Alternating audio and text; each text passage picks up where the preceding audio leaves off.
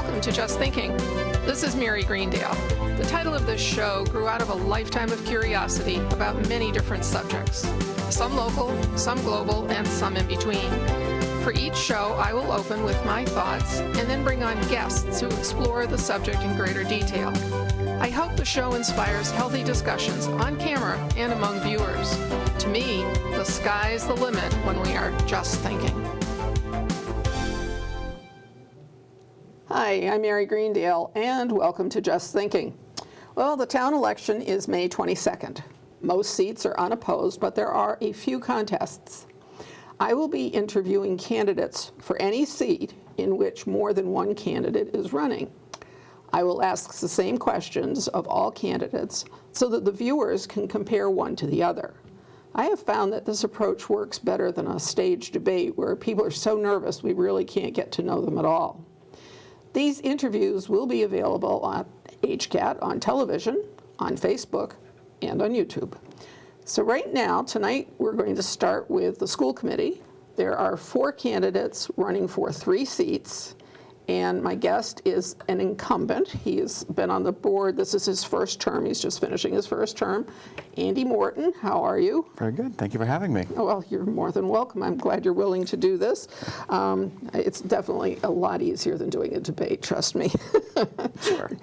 So anyway, Andy, do me a favor and let's start just off with you and what, obviously you're running again. Tell me a little bit about yourself. Okay. Just, Sure.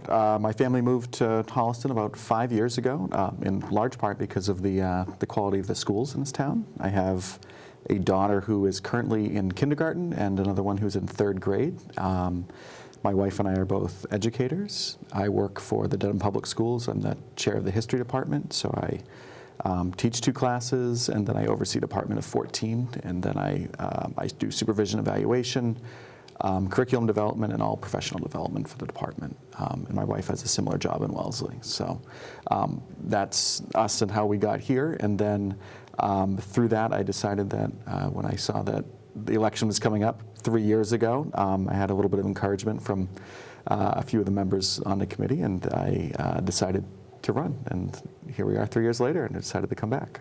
well, then it couldn't have been a terrible experience. No, it's good. It's very rewarding. Good. Is there something that you view as your biggest accomplishment or contribution at this point? I know as one of 7 people, it's not like you can go in there and say, okay, well. I did all of it, actually. No, I did everything, right? No, not at all. There's a few things. We, a few years ago, 2 years ago, wrote the strategic plan for the district, which is a document that at the time you write the document and you realize things like social emotional wellness for children and these sorts of things.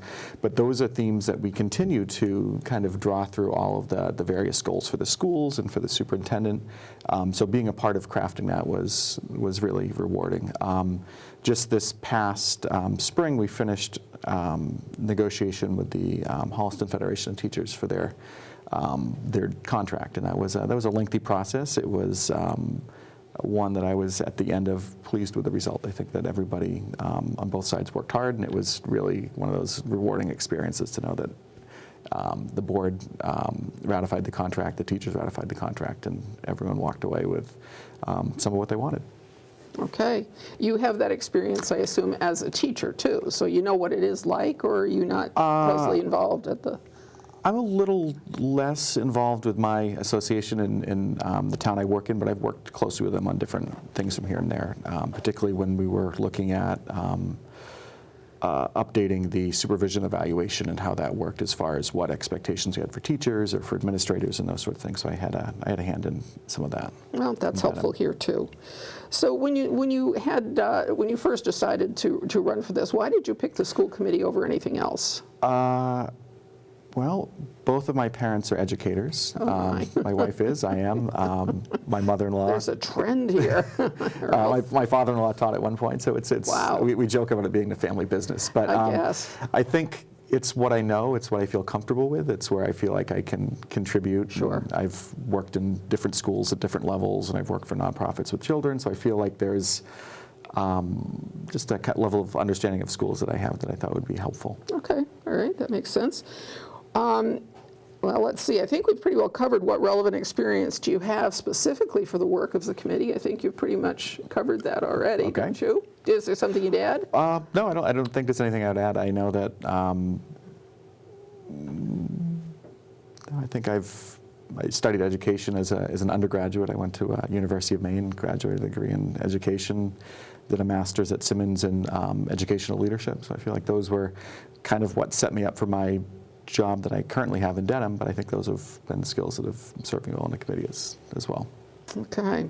Do you hold an office on the school committee here? I mean, are you in one of the officer positions? No, in terms of like chair or vice chair, no. No, okay. Not currently. Okay.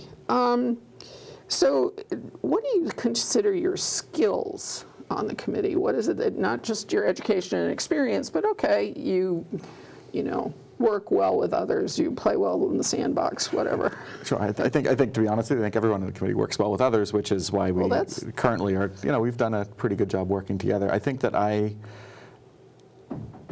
do a pretty good job of listening and really kind of targeting that question to find out what needs to be answered. So if we're presenting about say the budget, it's a questionable process. Well, how did we get from point A to point B? Why did we decide to include this or to remove that out? So I think it's part of that is reading the packet of information you get beforehand and understanding what's preparing and what's going to be presented. And I think that that's one of the things I really enjoy to do, is so that I know, one, what is coming up, but also if there's a place to, during a conversational policy, well, how did we get from here to there, or those questions. I think I like to kind of dig in and ask those types of things. Does the fact that you're familiar with the language within education already and how budgets are done and how it all fits together as a whole, does that contribute?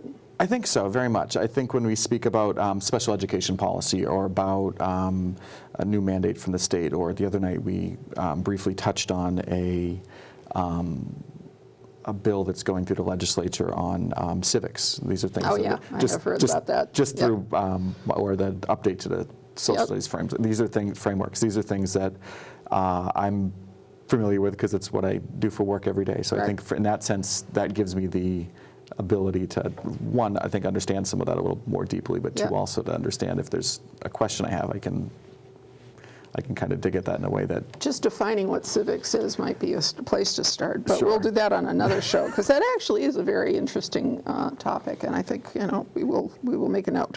So in this upcoming term, if you were elected, is there something in particular that you want to focus on or see done? I think it's a similar priority what I had 3 years ago, which I know that just before that we had recently, 3 years ago, done a study on looking at tuition-free full-day K. And we've made some steps in a direction of making full-day K an option for everyone. It's still tuition. It's not a lottery if you want full-day K in particular. Full-day K being kindergarten. Kindergarten, yes. So in that sense, we're looking at very, very few students who are not taking that as an option now. Most students do full-day kindergarten, which is important. But I think the piece that's missing is the tuition piece. And I think that for some families, it's either a difficult decision, or it's maybe more of a sacrifice than it needs to be. And we've worked as closely as we can to figure out students who are eligible for free and reduced lunch and finding ways to accommodate that. But I think it's the right thing to do. It's the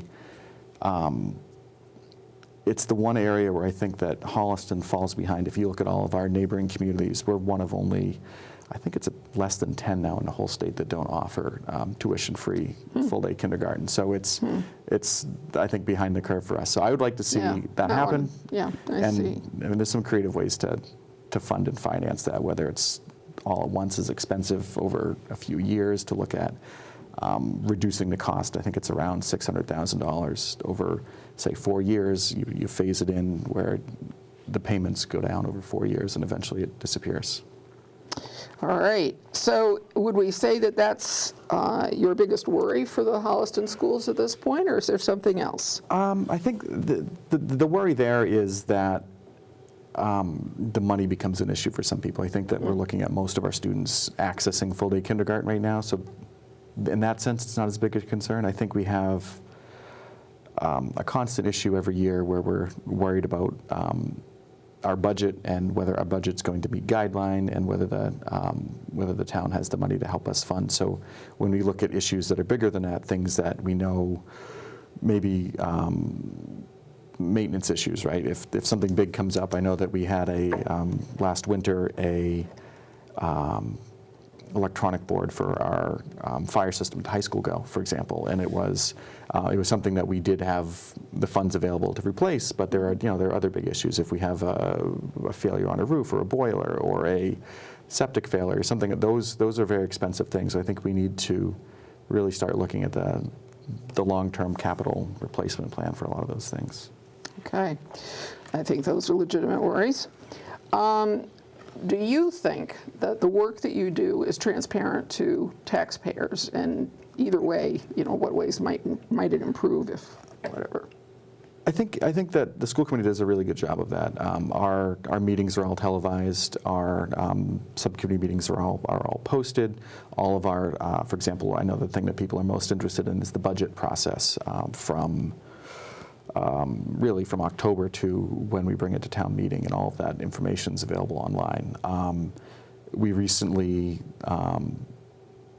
started having access to ClearGov, which allows all of our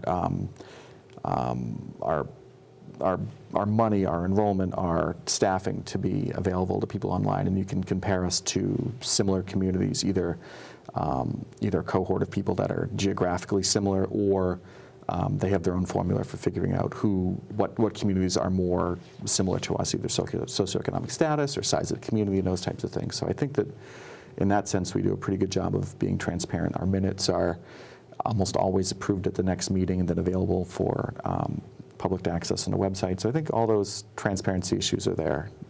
Let me ask you, let's at least do a plug for ClearGov. It's cleargov.com or .org, .edu? I don't even remember. I don't know. I think it's .org.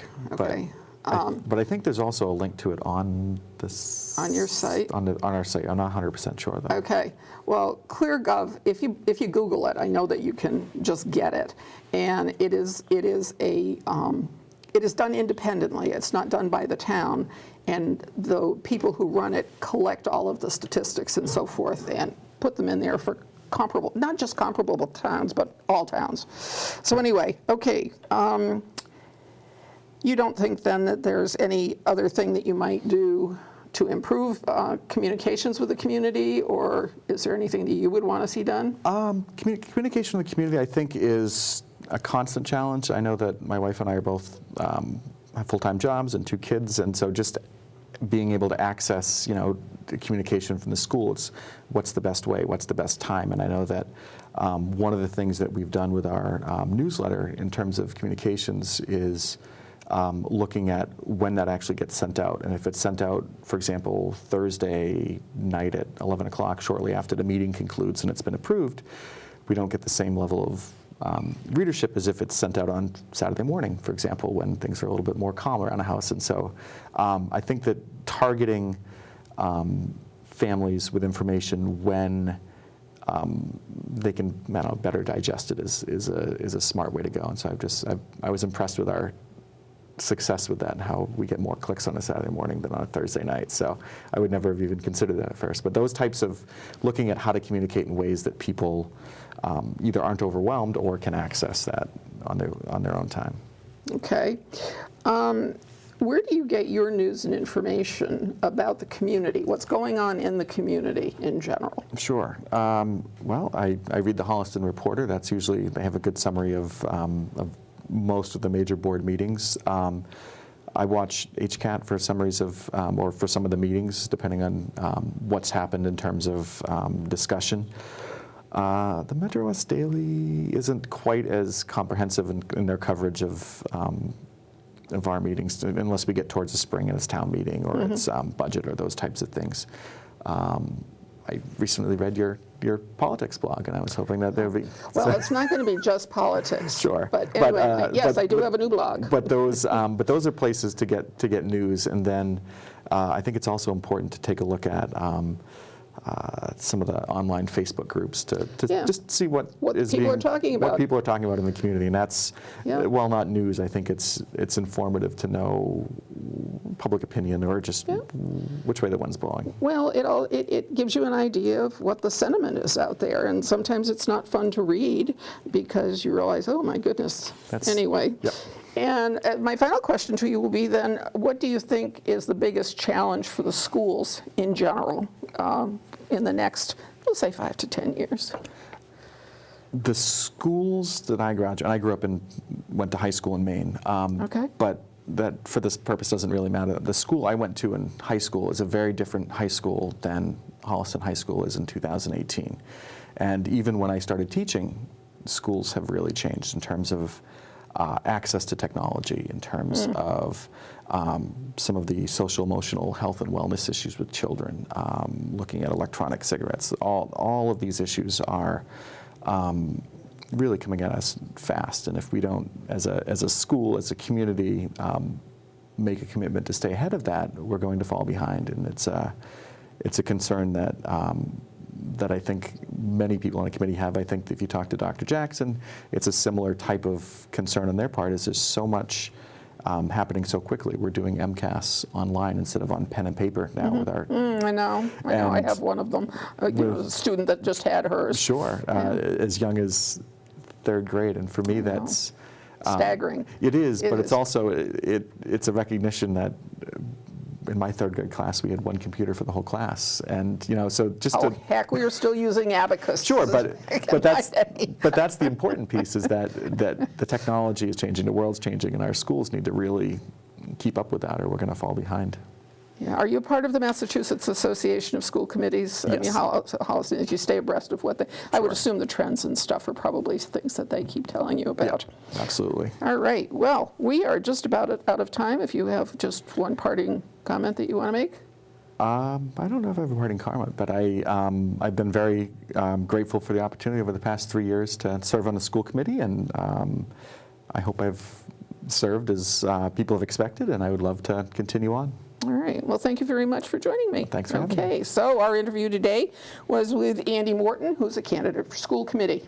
So thank you for watching Just Thinking. Please remember to vote on May 22nd, and please remember that the town meeting begins on May 7th. We need a quorum of 100 voters.